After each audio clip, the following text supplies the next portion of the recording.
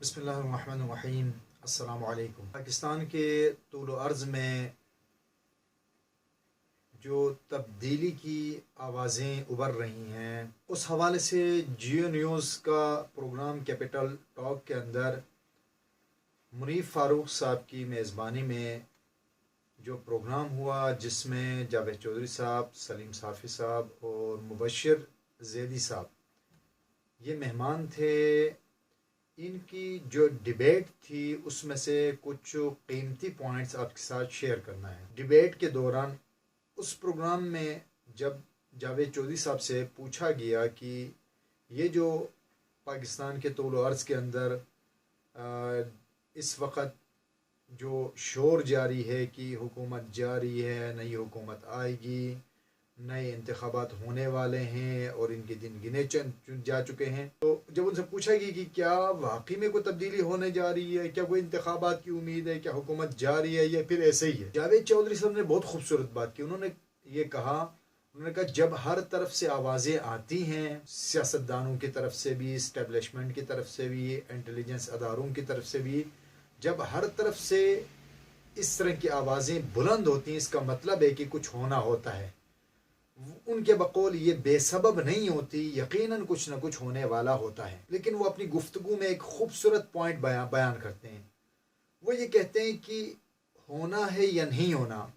उसकी हतमी उसके फैसले के लिए ये है कि इस तब्दीली की भी एक कीमत थी और बहुत बड़ी कीमत थी जो कौम आज तक चुका रही है।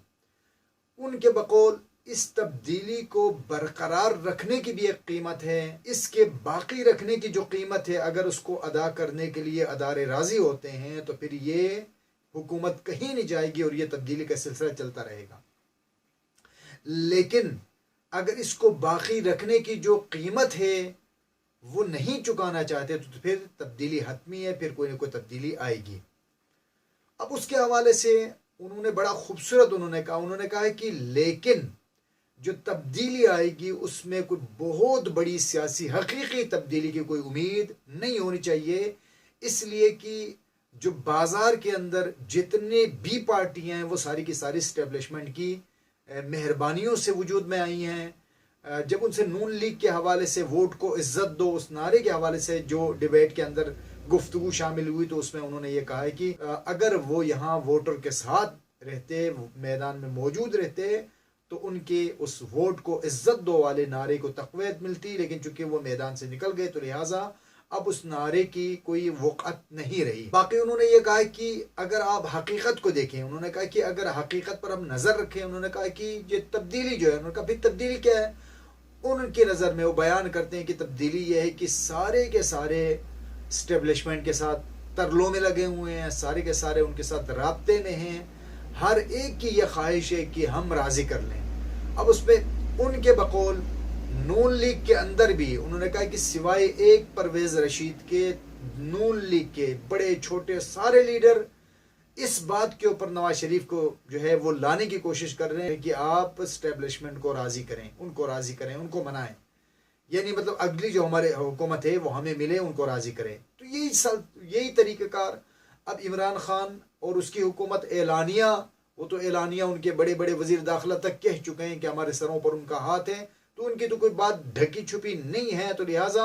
उनके बकौल नून लीग की भी यही हालत है और उनके बकौल अब तक जो एंटी एस्टेब्लिशमेंट जो पार्टी थी, पीपल्स पार्टी, उन्हें भी जरदारी साहब की ख्वाहिश के ऊपर जरदारी साहब का जो रवैया है उन्होंने उसको भी जाके इस्टेब्लिशमेंट की तरफ रख दिया है। अब वो भी उन्हीं के, लिहाजा जो भी आता है कोई बड़ी तब्दीली का इम्कान नहीं है। मुल्क और कौम के लिए कोई हकीकी सियासी तब्दीली मुमकिन नहीं है। मंजरनामे के हवाले से बहुत ही कीमती मुबश्शिर ज़ैदी साहब ने बहुत खूबसूरत, जो तब्दीली के असली डिज़ाइनर हैं, उनकी कभी भी किसी भी मोड़ पे कोई अकाउंटेबिलिटी नहीं होनी है, उनसे कभी भी पूछा नहीं जाना है, उनसे कोई सवाल नहीं होना है। तो लिहाजा ये तब्दीली के इमरान हो या कोई और, उसे कोई फ़र्क नहीं पड़ता। जिनकी हकीकी हुक्मरानी है, जब तक उनकी तब्दीली नहीं हो, तो मुबश्शिर ज़ैदी साहब के बकौल जो तब्दीली लाने वाली ताकतें हैं उनकी किसी भी जगह कभी भी कोई अकाउंटेबिलिटी उनकी नहीं होगी। तो लिहाजा चेहरों के तब्दीली से कोई निज़ाम तब्दील नहीं होता अलबत्ता इस हवाले से सलीम साफ़ी साहब का उनके बकौल एक बड़ी कीमत चुका के जो तब्दीली लाए, उस तब्दीली ने सबका मुंह काला कर दिया। उस तब्दीली से बदबू शुरू हो गई और अब वो बदबू तअफ़्फ़ुन की शक्ल इख्तियार कर गया। तो लिहाजा कह रहे अब उनके बकौल अब एक कोई ऐसा मोड़ आ चुका है जिस मोड़ के अंदर एक वक्त ऐसा आता है कि जिसमें या आपने मुल्क को बचाना होता है या फिर निज़ाम को बचाना होता है। तो लिहाजा उनकी नज़र में इस टाइम मुल्क की बका के लिए तब्दीली लाजमी हो गया। तो लिहाजा उनके बकौल तब्दीली के इम्कानात बहुत ज़्यादा हैं, लेकिन जावेद चौधरी साहब के बकौल वो कहते हैं तब्दीली तो होनी है, तब्दीली के इम्कानात मौजूद हैं, तब्दीली आ सकती है और जो आवाज़ें आ रही हैं हर तरफ से ये आवाज़ें बेसबब नहीं हैं, यकीनन कुछ न कुछ होने जा रहा है। लेकिन वो ये भी साथ कह रहे हैं कि अगर तब्दीली के पस पर्दा जो ताकतें हैं, अगर वो इस तब्दीली की बाकी रखने की जो कीमत है वो चुकाने पर राज़ी होते हैं तो तब्दीली मुअख्खर हो सकती है। हम इन सारी बातों को सामने रख के हम इस हवाले से जो ज़राई की गुफ्तगू का निचोड़ आपकी खिदमत में अर्ज करते हैं। ज़राई के मुताबिक इस वक्त मुल्क के अंदर आने वाली मुतवक्की जो तब्दीली उसकी दो सूरतें हैं। एक सूरत यह है कि आलमी लिहाज से, दुनियावी लिहाज से जो बड़ी दो ताकतें हैं उस वक्त दो बड़ी ताकतें हैं, जिनमें से एक अमेरिकन ब्लॉक है और एक चाइना का ब्लॉक है। ज़राई बताते हैं कि अमेरिकन सदर बाइडेन के साथ जरदारी साहब के ताल्लुकात बहुत अच्छे हैं और उनकी नज़र में पीपल्स पार्टी फेवरेट है। तो लिहाजा उनकी ख्वाहिश ये है कि पाकिस्तान के अंदर पीपल्स पार्टी की हुकूमत आए, अगली हुकूमत उनकी होगी, ये उनकी ख्वाहिश है। अलबत्ता उस हवाले से बहुत सारे हमारे पाकिस्तान के सफ़े अव्वल के जो तजिया निगार हैं उनका तकरीबन सभी का ये कहना है कि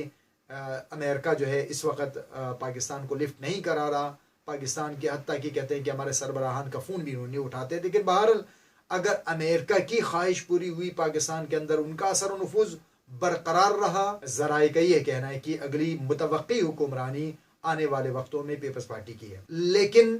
जो है ज़राए का ये भी कहना है कि जो दूसरी बड़ी ताकत है वो चूँकि आलमी लिहाज से बड़ी जो ताकत का जो ब्लॉक है वो चाइना का ब्लॉक है। वो ये बयान करते हैं, ज़राए का ये कहना है कि चूँकि पाकिस्तान की गिरती मईशत को सहारा देने के लिए चाइना $35 बिलियन का प्रपोजल दे रहा है, लेकिन उसकी शर्त यह है कि पाकिस्तान में मुस्लिम लीग नून की हुकूमत होगी तो हम पाकिस्तान के साथ ताउन करेंगे, क्योंकि उन्हें यह लगता है कि मुस्लिम लीग नून के ज़रिए से पाकिस्तान के अंदर जो पाक चाइना जो राहदारी सिस्टम जो आपका सी पैक शुरू हुआ तो वो अपने सी पैक के तहफ़्फ़ुज़ और बका के लिए मुस्लिम लीग नून की हुकूमत को वो फेवरेट करार दे रहे हैं। तो लिहाजा खुलासा ये है कि अगर अमेरिकन का पल्ला पाकिस्तान के अंदर भारी रहा तो आने वाली जो गवर्नमेंट होगी वो पीपल्स पार्टी की होगी, लेकिन अगर चाइना जो है वो फेवरेट रहा और चाइना का पल्ला भारी रहा तो पाकिस्तान के अंदर मुस्लिम लीग नवाज की हुकूमत हो। आज की गुफ्तगू का खुलासा और नतीजा ये है, पाकिस्तान के अंदर बज़ाहिर हकीकी सियासी तब्दीली का कोई इम्कान नहीं है। उसकी वजह आपकी खिदमत में बयान किया जा चुका है कि इन्हीं मैदान के अंदर मौजूद इन्हीं चेहरों में से किसी एक चेहरे ने सामने आना है और यकीनी तौर पे आप ये तसव्वुर कर सकते हैं, कौम को इस बात का अंदाज़ा होना चाहिए कि जो आने वाली हुकूमत होगी अगर बहुत ज़्यादा कोई कौम के साथ मुखलिसाना रवैया रखेंगे तब भी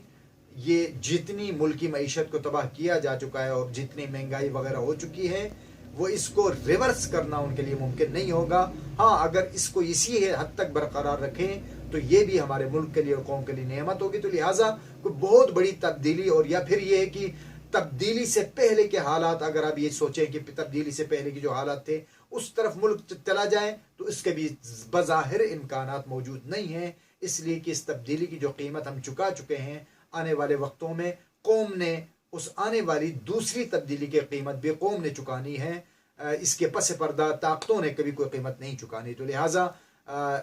दुआ यही करनी चाहिए कि परवरदिगार पाकिस्तान को मुखलिस हुक्मरान अता फरमा। पाकिस्तान जिंदाबाद।